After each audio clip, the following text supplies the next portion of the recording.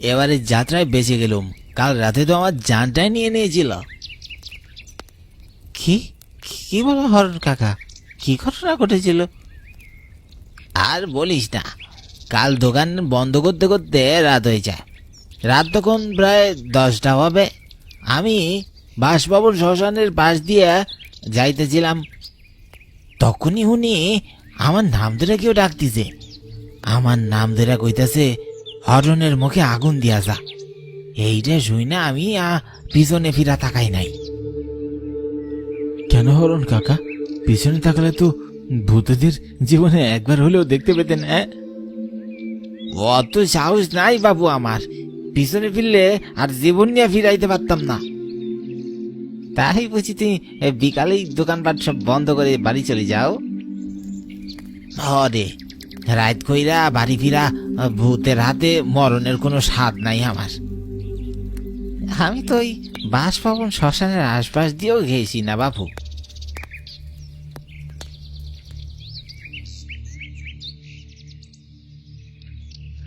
বাসভবনের পাশ দিয়ে হাঁটছি। অন্যদিন খুব স্বাভাবিকভাবে হেঁটে গেলেও আজ দিনের বেলায় কেমন যেন একটা গা ছমছম করছে। বাসভবন শ্মশান নিয়ে গ্রামের মানুষের মুখে বানানো গল্পের সংখ্যা নেহাত কম নয়। তবে আগে যেসব গল্প শুনেছি তারা কেউই নিজ চোখে কিছু দেখেনি। হয়তো কারো চিৎকার শুনেছে, না হয় কান্নার আওয়াজ বা হাসির শব্দ। আমার নাম অমলেশ দাস। ইন্টারমিডিয়েট পরীক্ষা দিয়ে গ্রামে বেড়াতে এসেছি, আর এই সেই লোকমুখে এই বাসভবন শ্মশান নিয়ে অসংখ্য গল্প শুনেছি। কিছু কিছু গল্প বিশ্বাস করা গেলেও বেশিরভাগই বানানো গল্প মনে হয়েছে। মনের ভিতর এই বাসভবন শ্মশান নিয়ে তীব্র কৌতূহল জন্মালেও ভয়ের কারণে তা চেপে রাখতে হচ্ছে। আমি খুব একটা সাহসী নই, তবে ভূত প্রেতের গল্প শুনতে ভালোই লাগে আমার।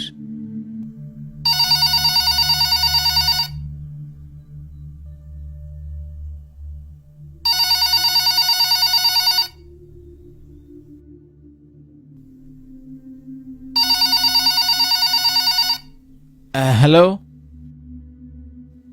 দাদি অনেক অসুস্থ, হাসপাতালে যাব। বাবা বাড়ি নেই, শহরে গেছে। তুই তাড়াতাড়ি আয়, আমার দাদি মনে হয় বাঁচবে না রে।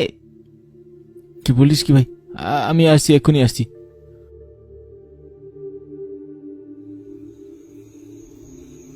হঠাৎ রতনের দাদি অসুস্থ হওয়ায় আমি রতনের বাড়ি যাচ্ছি। রতনের দাদিকে হাসপাতালে নিতে হবে, কিন্তু এত রাতে গ্রামের পথে হাঁটতে কেমন যেন একটা ভয় করছে। নিস্তব্ধ রাত, জনমানবহীন গ্রামের রাস্তাঘাট, কোথাও কোনো সারা শব্দ নেই। রাতের এই পরিবেশটা খুবই ভয়ের হয়। রাস্তার দুই পাশের গাছগুলো রাতের বেলা খুবই ভয়ের মনে হয়। আমি হাঁটতে হাঁটতে হঠাৎ বাসভবন শ্মশানের কাছাকাছি চলে এলাম। যত কাছাকাছি যাচ্ছি ততই মনের ভয়টা আরো তীব্র হচ্ছে। এই বাসভবন শ্মশান ফেলে আমাকে রতনের বাড়ি যেতে হবে। কেন যেন খুব ভয় করছে। আমি ভয়ে ভয়ে এগিয়ে গেলাম। শ্মশানের পাশ দিয়ে হাঁটছি। শ্মশানটা রাতের বেলা এত ভয়ঙ্কর লাগে আগে জানা ছিল না। শ্মশানের দিকে তাকাতেই আমার সর্বশরীর শিউরে ওঠে। গাছপালায় ঢাকা শ্মশান ঘাট। এই শ্মশান ঘাটটি এই এলাকার সব থেকে পুরনো শ্মশান ঘাট। রতনের মুখে শুনেছি রাতের বেলা এই শ্মশান ঘাটে নাকি মরা পুরানো হয় না। কেউ রাতে মারা গেলেও তার লাশটা দিনেই পুরানো হয়। আমি এই শ্মশান ঘাটটি দ্রুত পেরিয়ে যেতে চাইছি, কিন্তু কিছুতেই যেন রাস্তাই ফুরোচ্ছে না। আমি একই জায়গায় বারবার ঘুরপাক খাচ্ছি না তো? কি আমি এতক্ষণ ধরে আছি, কিন্তু কিছুতেই এই বাসভবন শ্মশান ছেড়ে যেতেই পারছি না। ব্যাপারটা খেয়াল করতেই ভয় আমার গলা শুকিয়ে যায়। হঠাৎ আমার নাম ধরে কেউ একজন শ্মশানের ভেতর থেকে ডাকতে থাকে, অমলেশ দাঁড়া। কণ্ঠটা আমার বেশ পরিচিত। আমি থমকে দাঁড়ালাম। শ্মশানের ভেতর থেকে রতন বেরিয়ে এলো। রতনকে দেখে আমি প্রচন্ড অবাক হয়ে গেলাম। রতন এত রাতে বাসভবন শ্মশানে কি করছে? ওর তো এখন বাড়িতে থাকার কথা। তাছাড়া বাসভবন শ্মশানের নাম নিতেই রতন তো ভয়ে কেঁপে উঠত। সেই ছেলে রাতের বেলা একা একা শ্মশানে কি করছে? কিছুতেই আমি ঠাউর করতে পারছিলাম না। রতন আমার কাছে এসে আমার ঠিক কিছুটা দূরে দাঁড়িয়ে থাকে। আমি এত বেশি অবাক হয়েছি যে আমার মুখ দিয়ে কোনো কথাই আসছে না। বলেছিলাম না দাদি বাঁচবে না। দাদি বাঁচবে না মানে? আমার দাদি মারা গেছে। রতনের কথা শুনে আমার মনটা বেশ খারাপ হয়ে গেল। রতনের দাদি অনেক ভালো ছিল, আমাকে বেশ আদর করত। শুনে খুব খারাপ লাগছে বন্ধু, কিন্তু তুই এখানে কি করছিস? শ্মশানে এসেছি মরা পোড়াতে, দাদিকে চিতায় পোড়াতে হবে না? এই শ্মশান ঘাটে দাদিকে পুরাবি? হ্যাঁ চল, আমার সাথে শ্মশানের ভিতরে চল। রতনের কথায় আমার কেমন যেন সন্দেহ হতে লাগলো। রতন নিজেই আমাকে বলেছে বাসভবন শ্মশানে রাতের বেলা কেউ মরা পুরায় না, সেখানে রতন নিজেই তার দাদিকে রাতের বেলায় নিয়ে এসেছে পুরাতে। দেরি করিস না, চল। আমি চিন্তিত হয়ে রতনের পিছু পিছু শ্মশানের ভিতরে আসি। মনের ভিতর অনেক প্রশ্ন জেগে আছে, কিন্তু এই মুহূর্তে রতনের কাছে কিছুই জানতে যাওয়া ঠিক হবে না। এমনিতেই ওর মনের অবস্থা ভালো নয়। শ্মশানের ভিতরে আসতেই ভয়ে আমার শরীর কাঁটা দিয়ে উঠল। একটা বড় শেওড়া গাছের নিচে চিতায় সাজানো আছে। রতন আমার দিকে ফিরে ফ্যাকাশে গলায় বলে, চিতায় সাজিয়ে রেখেছি, শুধু মুখে আগুন দিবি। তুই একাই এসেছিস? তোকে তো বলেছি বাবা বাড়িতে নেই। তাহলে আন্টি আন্টি কিংবা তোর আত্মীয় স্বজন তারাও তো কেউ আসেনি? এত রাতে আমি আর কাউকে ডাকিনি তুই ছাড়া।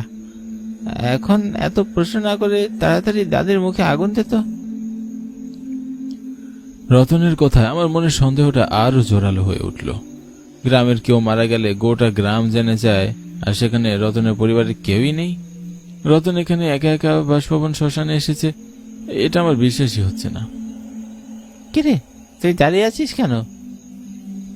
আমার কিছু ঠিক মনে হচ্ছে না রতন, আমি বাড়ি যাব। কি আমার মুখের উপর কথা বলিস? তোকে আজ আমি বাড়ি ফিরতে দেব নাই বলে দিলাম। রতনের কথায় আমি চমকে উঠলাম। মুহূর্তে সে এক ভয়ঙ্কর প্রেতাত্মায় পরিণত হয়। ভয় আমি থকথক করে কাঁপছি। কি ভয়ানক সেই প্রেতাত্মা! চোখগুলো রক্ত লাল, মুখের দুই পাশের দাঁতগুলো বড় বড়, সারা শরীরের রক্ত। কিছুতেই আমার বন্ধু রতন হতেই পারে না। আমি কি করবো কিছু বুঝে উঠতে পারছি না। শুধু বুঝতে পেরেছি আমার সামনে ঘোর বিপদ। আজ এই প্রেতাত্মা আমাকে কিছুতেই বাড়ি যেতে দেবে না। আমার অনেক খিদে পেয়েছে, আজ তুই আমার শিকার। ভয়ঙ্কর এই অশরীরের কথায় আমি প্রাণ বাঁচানোর জন্য দৌড়াতে লাগলাম। ভূতটা আমার পিছু পিছু আসছে। ভয় আবার কলিজা শুকিয়ে এলো। আমি মা দুর্গাকে ডাকতে লাগলাম। শ্মশানের এই গন্ডি পেরোতে না পারলে আমি নির্ঘাত মারা পড়বো। বাঁচাও, কেউ বাঁচাও আমাকে। কে বাঁচাবে? কেউ বাঁচাতে আসবে না। আজ এই চিতায় তোকে পোড়ানো হবে। ভূতটির কথায় আমি আমার দৌড়ের গতি বাড়িয়ে দিলাম। প্রাণ বাঁচানোর জন্য মরিয়া হয়ে উঠেছি। হঠাৎ এত শক্তি কোথা থেকে এলো আমি বুঝতে পারছি না। বাড়ির উঠোনে এসে আমি জ্ঞান হারিয়ে ফেলি। তারপর আমার আর কিছুই মনে নেই।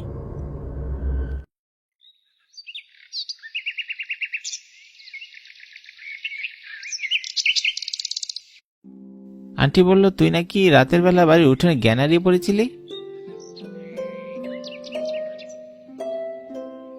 আমি রতনকে রাতের সব ঘটনা খুলে বললাম। আমার দাদি তো দিব্যি সুস্থ আছে, আমি তো তোকে ফোনও করিনি। হ্যাঁ, আমি বুঝতে পেরেছি এসব বাসভবন শ্মশানের ভূতেদের কাজ। তুই তো বিশ্বাস করিসনি, এখন দেখলি তো লোকমুখে যা রটে তার একটু হলেও ঘটে। মাথা ঝিমঝিম করছে, চল অরুণ কাকার দোকানে গিয়ে চা খেয়ে আসি। ঠিক আছে চল।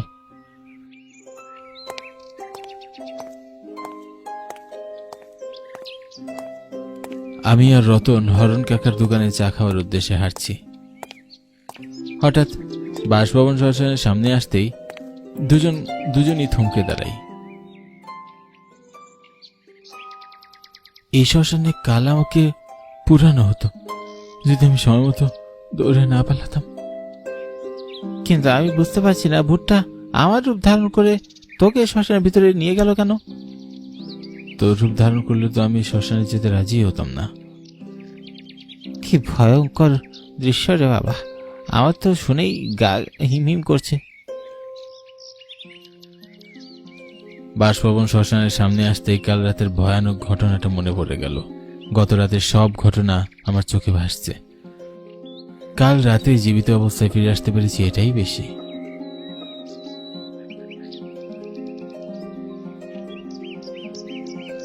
আমরা দুজনে হরণ দাদুর দোকানে চলে এলাম।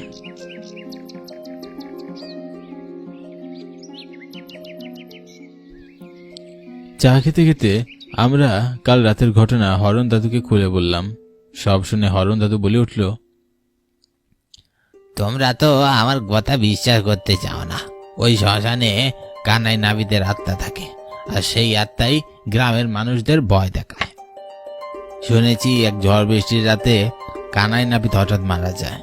চিতায় আগুন দিতে যাবে, ঠিক সেই মুহূর্তে প্রবল বেগে কালবৈশাখীর ঝড় শুরু হয়। কানাইয়ের আত্মীয় স্বজন সবাই চিতায় লাশ রেখে পালিয়ে যায় নিজেদের জীবন বাঁচাতে। সেই লাশ আর খুঁজে পাওয়া যায়নি। অনেকে বলে কুকুর শিয়ালে খেয়েছে। আর তারপর থেকে ওই শ্মশানে ভয়ঙ্কর সব ঘটনা ঘটতে শুরু করে। কানাই নাবিদের আত্মা তার লাশের মুখে আগুন দিতে কয়। চা দোকানিয়ে হরণ দাদুর কথা শুনে আমি আমার সাথে ঘটে যাওয়া ঘটনার কথার খুবই মিল খুঁজে পাই। কাল রাতের ওই অশরীরী আত্মা আমাকে একটা লাশে আগুন দিতে বলে। ওই লাশ তাহলে কানাই নাবিদেরই ছিল। চা শেষ করে রতনকে বিদায় দিয়ে আমি আমার বাড়ির উদ্দেশ্যে রওনা হই। হাঁটতে হাঁটতে সেই বাসভবন শ্মশানের সামনে আসি। এই শ্মশানটা দিনের বেলাতেও অনেক ভয়ঙ্কর দেখে আমার শরীর শিউরে ওঠে মুহূর্তে। আমি দ্রুত শ্মশানটা ফেলে হাঁটতে থাকি। হঠাৎ পিছন থেকে কেউ কর্কশ গলায় বলে ওঠে,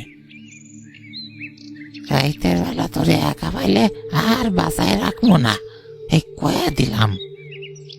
পিছন থেকে কানাই নাবিদের কণ্ঠস্বর শুনে আমার হৃৎপিণ্ড লাফিয়ে ওঠে। দিনের বেলাতেও এই অশরীরী আত্মা আমায় দেখা দিচ্ছে। ভয় শরীর নিস্তেজ হয়ে যাচ্ছে আমার। আমি প্রাণ বাঁচাতে দৌড়াতে থাকি। আজই আমি শহরে চলে যাব।